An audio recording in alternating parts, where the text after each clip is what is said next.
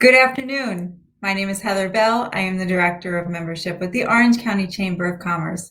I'm coming to you today courtesy of Scene Labs, and we are going to meet the member, which is Kevin McQueen, who is a CLU, CHFC, and CPF of New York Life, and a member of the Orange County Chamber of Commerce since 2016. Welcome, Kevin. Well, hello there. How are you today? I'm very good, very happy to meet you, and thank you for that beautiful smile. And it is so good to meet anyone that is watching. Wonderful.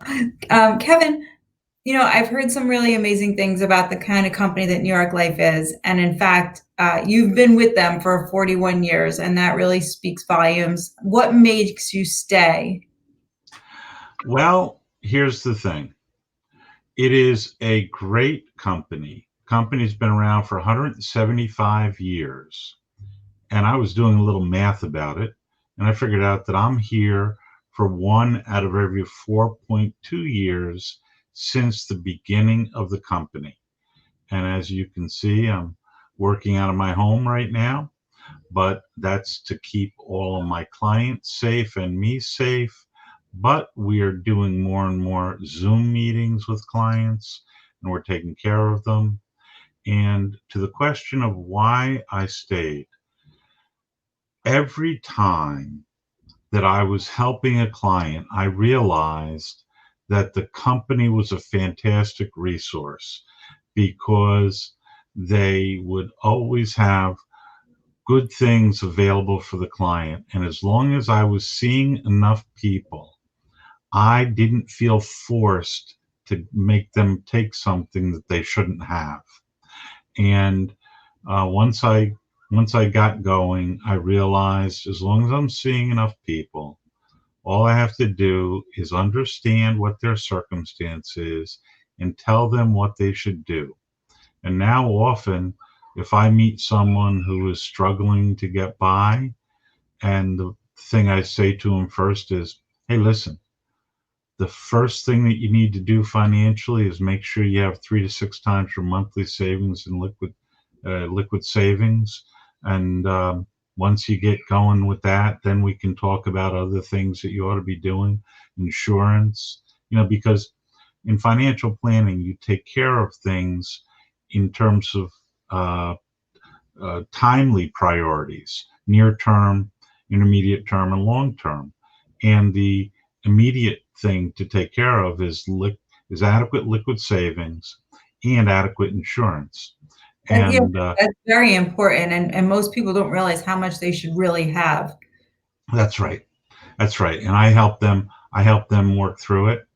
And probably the thing that kept me in the life insurance industry back there in 1979 was a death claim that occurred within my first year of business. And I realized that when I went to the funeral, that most people at the wake didn't know who I was, but the widow saw me and was so thankful to see me, and I helped her. I helped her when she went to buy a car. I helped her when she was facing other issues, and I know that that money made a huge difference for her with her 2 children. And it's I've seen that happen over and over again. And That's compassionate customer service. That's not just you're not just a customer. You're not just that's knowing the person, understanding the person's needs. That's commendable. yeah, yeah, and a lot of times when somebody passes away and the other people in the family know that the person is coming into money, some of the people go to them and say, "Oh, can you help me out a little bit?" Oh And yeah. that's Oh yeah. but no, the company is great, and they've always been there, and they've acted so honorably throughout the years. And I often, when I see somebody that's thinking about coming into the industry, and I get a chance to chat with them, I tell them that this is the best company to come work for, and what they're going to do is they're going to be building up a business where they're taking care of people and developing relationships with people and being the trusted advisor that is going to help them accomplish their goals. Sure, sure. So it's not just life insurance, though. You're helping Yeah. people develop a financial plan for their future. Am Oh, I understanding? absolutely. Absolutely. Absolutely. And how do you do that? Where do you start? I mean, people Well, are in their 20s. basically, I look at what they have and analyze it, and I use a program. I don't want to mention the name of the company that I use, but it's one of the tools that I use to really do a deep dive into how like their 401k is invested, and I'll sit there and I'll tell them if this was my 401k, this is how I would invest it, and I'm going to suggest that you do that. And I have people that often rely on me for that advice, and because they don't really have somebody at the job site in order to help them, and Sure.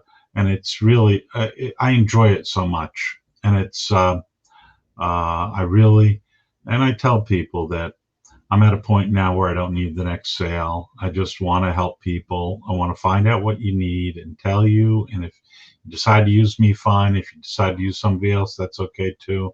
But but I have, I have a passion for making sure that they have good advice. And uh, on my website, I have a phrase: "Study as if you'll live forever. Live as if you'll die tomorrow." So that shows the importance of relationships, but it shows also the importance of continuing learning. And Hmm. I continue to study. I read the New York Times, Wall Street Journal every day. If there's new idea out, I study it so that I can be there helpful for my clients. That's great. Kevin, are you working just strictly with individuals, or do you work with businesses as well?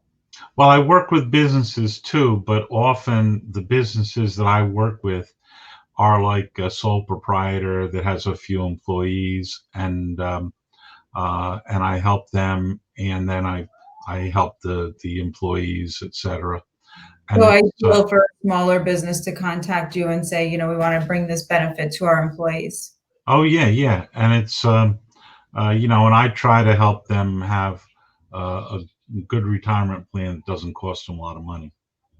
Great, great. So, 41 years, you obviously know what you're doing. You know your Oh, product. oh yeah, You're on.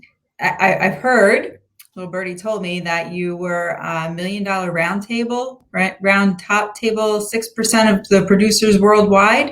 Am I getting that right? I mean, it sounds quite prestigious. So you're yeah, obviously very satisfied and a loyal employee. yeah, yeah. But I know that you were going to use the phrase loyal employee. But technically, I am an agent, not an employee of New York Life. Okay. And I like to say, when somebody says I work for New York Life, I say no, I work with New York Life. I work for my clients, Okay. and it's That. and it's and if there were three different interests, my interest and client's interest in New York Life, if only two of them could be satisfied, the first one would be the client. If the company wouldn't be helped out, I would use another company to help them out. I can So relate to that in my position, because I'm constantly working for the members. So thank you. I appreciate that.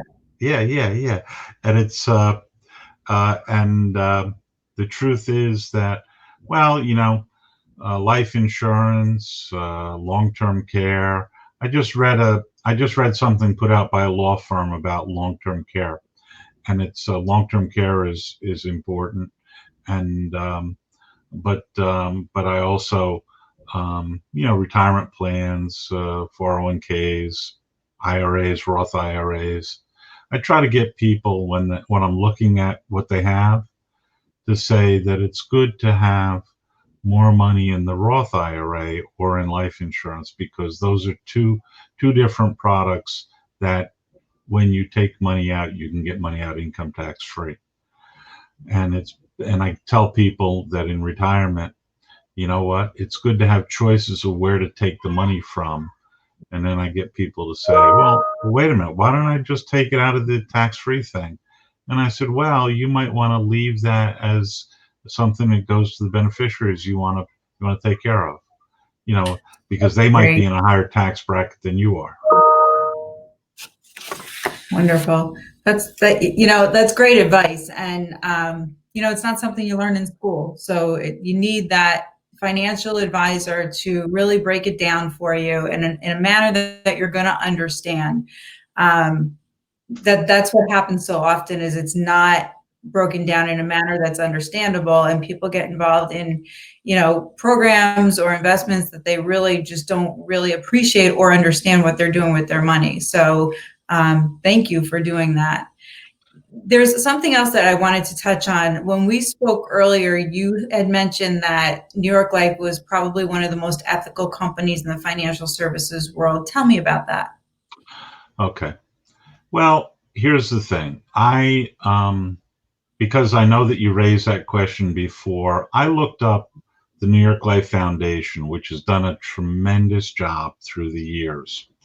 And I could mention the money that they've given in support of Black Lives Matter movement. And before that, they donated like $25 million along with they got together with Cigna, and both of them committed $25 million to provide a relief fund for the healthcare workers in the COVID issue. But to me, it touches me personally that the company encourages agents and employees to make personal donations. And so I looked up my own giving. So far this year, I can tell you that I have given to the Shriners Hospital. I've given to the Boys and Girls Club of America. I've given to Habitat of Humanity of Newburgh and Hospice of Orange and Sullivan. All of them have benefited from my giving that was encouraged by the company.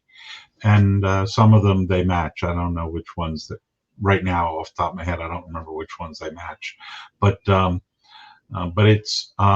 is really good to and they encourage people to agents and employees to take hours to give to charities and not real recently, but I know last year, the year before, I was part of a team that went over from our office over to the food bank of the Hudson Valley to help pack out food.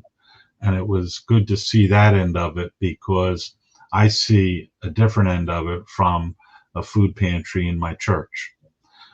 And so it really is a company that, and the truth is that they've done things to help out policyholders, without getting into all the rigmarole of it. It's the giving them the option to not pay premiums if they're struggling, give them a way to defer those payments, etc.